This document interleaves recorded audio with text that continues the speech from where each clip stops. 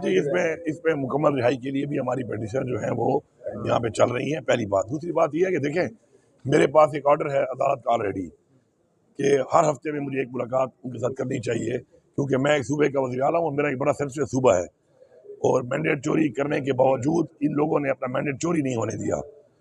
अब उसमें मेरी इमरान खान के साथ जो है मुलाकात, उसमें मुशावरत, अभी फिर हमारा बजट अभी आने वाला है, 100 ऑफ बिलियन का बजट होता है, उसमें वो मेरा लीडर है, इस पार्टी का वो हेड है, उसका एक विजन जो है वो ज़रूरी है कि उसके अंदर उसका इनपुट आए। लेकिन अगर मुझे मुलाकात ही नहीं छोड़ेंगे अपने लीडर के साथ, तो मैं उनके विजन को उस तरीके से इम्प्लीमेंट तो नहीं कर सकता।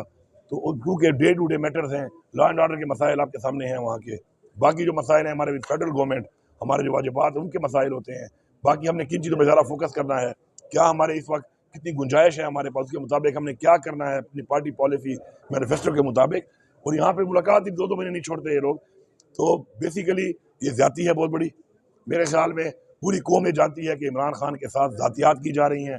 जो लोग भी जातियात कर रहे हैं, मैं उनसे ये कहूँगा कि पाकिस्तान के नेशनल इंटरेस्ट के लिए इमरान खान ने हमेशा कहा कि मैं माफ़ करने को भी तैयार हूँ, मैं मुज़ाकरात के लिए भी तैयार हूँ।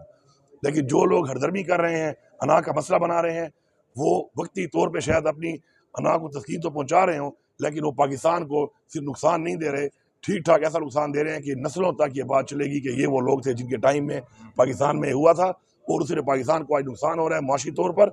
पाकिस्तान में इस वक्त पोलिटिकल स्टेबिलिटी नहीं है, पाकिस्तान के अंदर इस वक्त क्राइसिस है इकनॉमिक।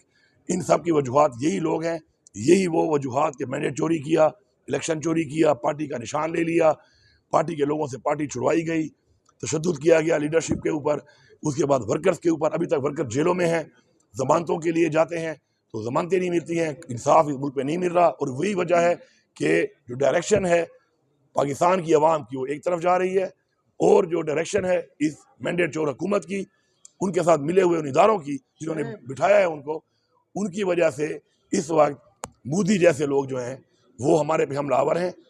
और